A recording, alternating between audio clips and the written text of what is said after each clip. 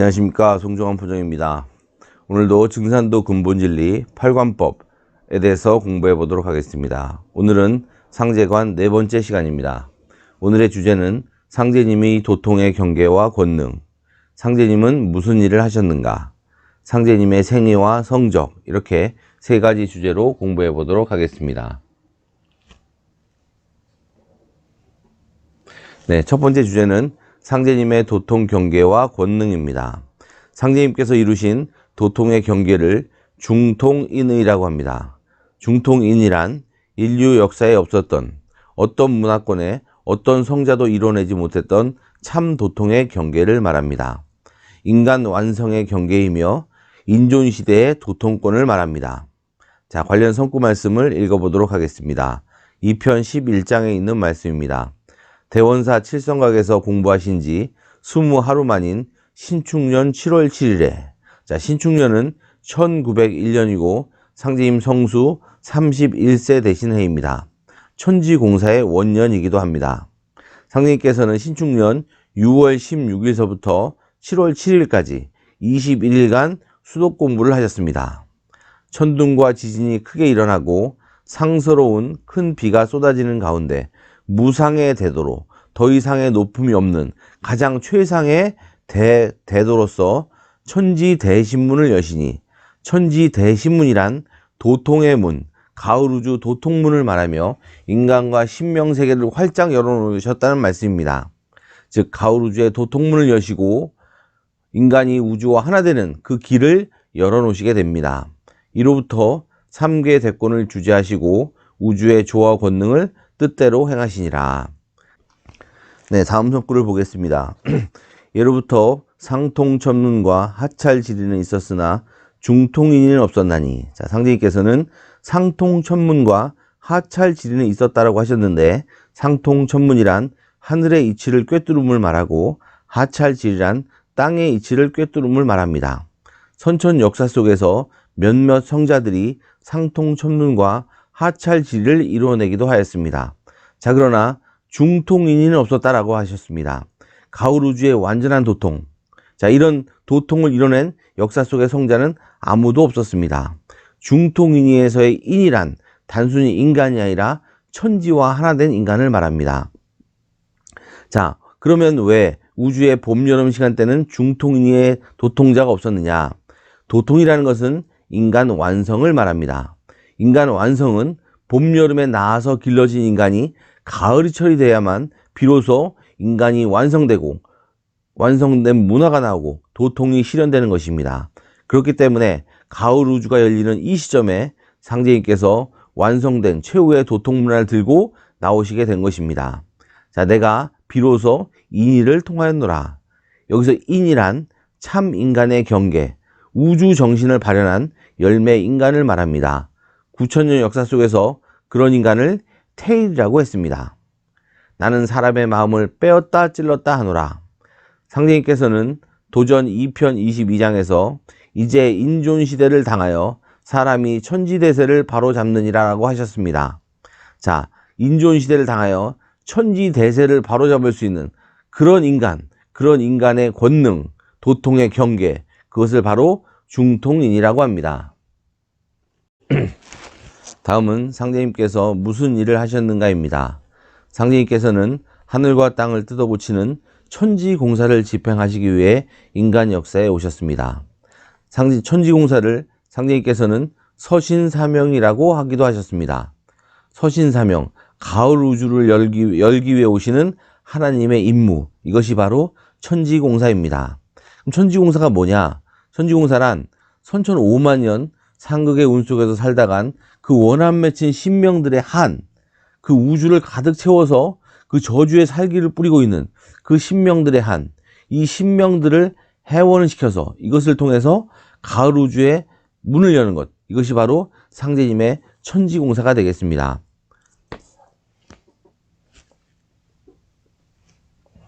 자, 다음 페이지, 밑에 페이지 보시면 천지공사에 대해서 이렇게 정의하고 있습니다.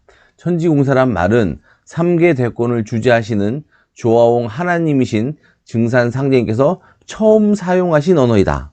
자, 상제님께서 천지공사라는 언어를 처음 사용하였습니다.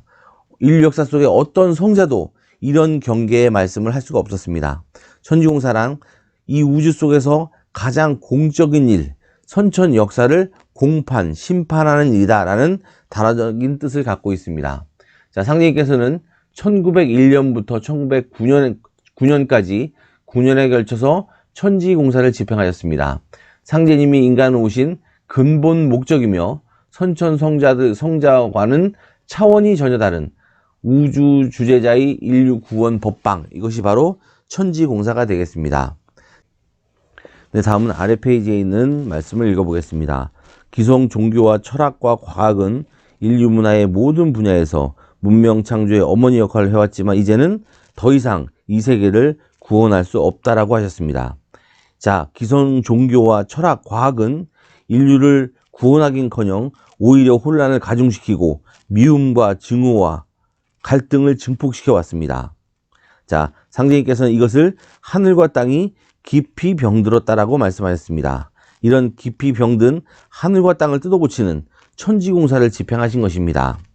자, 마지막으로 성구 말씀을 하나 더 읽어보겠습니다. 5편 416장에 있는 말씀입니다. 이제 하늘도 뜯어고치고 땅도 뜯어고쳐 물 셀 틈 없이 도수를 굳게 짜놓았으니 제 한도에 돌아닿는 대로 새 기틀이 열리라. 상제님의 천지공사는 선천 5만 년 오남매치 신명들의 그 한을 풀어내는 프로그램이자 설계도입니다. 이 프로그램, 설계도대로 지난 100년의 역사는 그대로 한치의 오차 없이 상제님 말씀대로 물 셀 틈 없이 흘러왔습니다. 자, 그래서 상제님의 그 천지공사를 설계도라고 하면 100년의 역사는 그 설계도로 지어진 건물이 되겠으며, 상제님 천지공사를 사진의 원판이라고 한다면 현실 역사는 그 원판을 인화지에 그대로 인화한 사진이 되겠습니다. 그렇기 때문에 천지공사를 공부해야만 상제님의 진면목을 확인할 수 있습니다. 다음은 증산상제님의 생애에 대해서 간략히 정리해 보도록 하겠습니다. 자, 제일 처음으로 도기전 11년이란 상제님이 탄광하시기 11년 전을 말합니다. 서기 1860년 경자년 음력 4월 5일 최수훈에게 천명과 신교를 내려 당신님의 강세와 새 세상의 도래를 알리게 하셨습니다. 이것이 바로 세상에서 말하는 동학입니다. 동학은 최수훈 대신사가 상제님으로부터 시천주 조화정 영세불망 만사지, 즉 천주님이 인간을 오신다는 그런 선언을 받아서 세상에 나와서 그것을 선언한 사건입니다. 자, 다음은 도기 원년, 상제님께 탄광하신 해죠. 서기 1871년 신민년 음력 9월 19일 모악산 금산사 미륵금상에 30년 동안 임호해 계시다가 스스로 인간으로 내려오시게 되었습니다. 자, 상제님께서는 금산사 미륵상에 30년간 임호해 계셨는데 30년이란 우주 시간으로 우주의 1시간을 말합니다. 자, 상제님께서는 강씨 문중으로 오시게 되셨습니다. 다음은 6세 때 도기 6년 1876년 천자문의 하늘천자 땅지자를 읽으시고 천지의 이치를 깨달으셨다라고 되어 있는데, 이것은 도전 1편 19장에 있는 1화입니다. 자, 상제님께서 어려서부터 총명하셨기 때문에 상제님의 아버님 성부님께서 상제님을 공부시키려고 훈장을 드렸습니다. 상제님께서는 훈장이 왔지만 공부를 안 하시다가 훈장에게 이런 말을 하였습니다. 하늘천자의 하늘의 이치를 알고 땅지자의 땅의 이치를 알았으면 다 되었지 무엇이 더 공부할 게 있겠느냐, 이런 말씀을 하시면서 훈장을 돌려보낸 일화가 있습니다. 또 1편 20장에 보면 상제님께서 어느 글방에서 놀랄 경자 운을 받고 글을 지으셨는데 이것이 소개되어 있습니다. 내용을 보면 원보 공지타기요 대호 공천경이라, 즉 발걸음을 멀리 뛰려 하니 땅이 꺼질까 두렵고 크게 소리치려 하니 하늘이 놀랄까 두렵다. 즉 소년 상제님의 기국을 느낄 수 있는 그런 글이 되겠습니다. 다음은 10대 시절에 도기 10년 때 1880년대 상제님께서는 사방을 주의하며 머슴살이, 삼판꾼 노릇 등을 하셨습니다. 하층 백성의 삶과 고통을 몸소 체험하면서 깊이 사색하셨습니다. 특히 14세 때 훗날 상제님의 수석 성도가 되는 김형렬 성도를 불출암, 두 부처가 나온다는 불출암 암자에서 처음 만나신 사건도 있었습니다. 네, 다음은 24세 때입니다. 1894년 우주의 개벽세계를 여는 동학농민전쟁을 직접 체험하시고 광구천하의 큰 뜻을 품으셨습니다. 이 해는 갑오년으로 갑오동학혁명이 일어난 해입니다. 자, 도탄에 빠져 있었던 백성들이 양반들과 기존 문화의 틀 속에서 억압과 착취를 견디다 못해 혁명으로 분연이 일어섰습니다. 그러나 일본군의 총칼 앞에서 무참히 패배하고 무너지고 마는 동학군들을 바라보시면서 광구천하의 큰 뜻을 품게 되십니다. 자, 다음은 27세 때 1897년 3년간의 천하 유력의 길을 떠나십니다. 천지공사를 준비하시는 과정입니다. 자, 다음은 31세 도기 31년 1901년 음력 7월 7일 무악산 대원사 칠성각에서 만고에 없는 무상의 대도통인 중통인의 도통을 이루시게 됩니다. 자, 그리고 나서 그 해인 1901년부터 1909년까지 삼성수 31세에서 39세 되는 9년 동안 인류를 후천 5만 년 새 생명의 길로 인도하시는 천지공사를 보시게 됩니다. 자, 마지막으로 39세 되시는 도기 39년 1909년 음력 6월 24일 천지공사를 마치시고 천상 옥경으로 어천하시게 됩니다. 상제님께서는 6월 20일 천지공사를 마치셨음을 선언하시고 정확하게 나흘 후에 천상으로 어천하셨습니다. 자, 다음은 증산상제님의 성적에 대해서 알아보도록 하겠습니다. 100년 전에 발자취를 찾아서, 자, 상제님에 대한 기록이 백범일지, 김구 선생님의 백범일지에 나오고 있습니다. 자, 백범일지에 보면 진인, 이인으로 표시되어 있는 분이 계신데 그분이 바로 증산상제님입니다. 자, 이 사건은 계묘년 1903년 그 도전 5편 37장과 38장에 있는 내용인데요. 늦여름 증산상제님께서 군산 바닷가에 가시어 조화의 대권능을 보여주셨습니다. 군산 바닷가에서 그 바다 위에 떠 있는 큰 윤선을 못 가게 멈추게 하시고 또 배까지 단숨에 뛰어 건너시는 등 아주 믿기 어려운 그런 이적을 보여주셨는데, 당시 이 소문이 멀리 그 황해도 해주에서 살던 김구 선생에게까지 전해져서 백범일지에 기록이 되어 있습니다. 백범일지에 보시면 어디서는 진이 나타나서 바다에 달리는 화륜선을 못 가게 딱 붙들어 놨다, 이런 내용이 있고, 또 어디에는 이인이 나타나서 바다에 떠다니는 기선을 못 가게 딱 붙들어 놨다, 이런 내용들이 기록되어 있습니다. 이 사건의 주인공 진인 이인으로 표현되고 있는 분이 바로 강증상 상제님입니다. 이 당시 백범 김구 선생의 나이는 27세였습니다. 네, 다음에 또 신비한 상제님의 이적들, 성적들이 많이 기록이 되어 있는데요. 다음은 5편 27장에 있는 말씀을 한번 보겠습니다.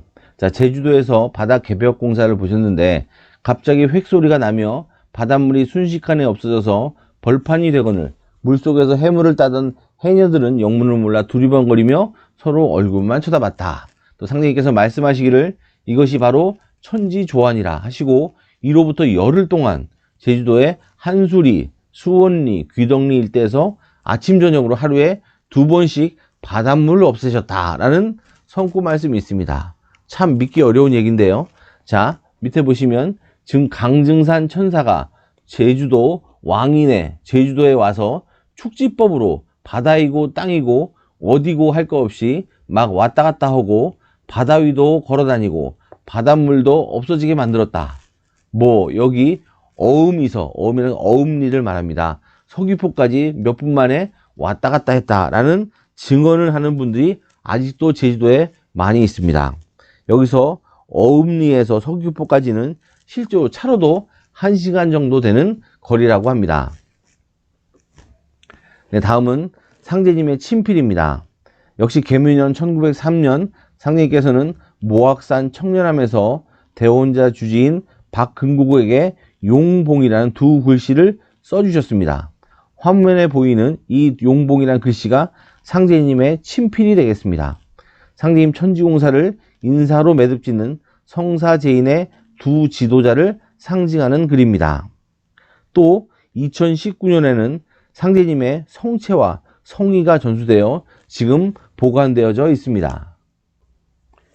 네, 오늘 상정한 네 번째 시간은 여기까지입니다.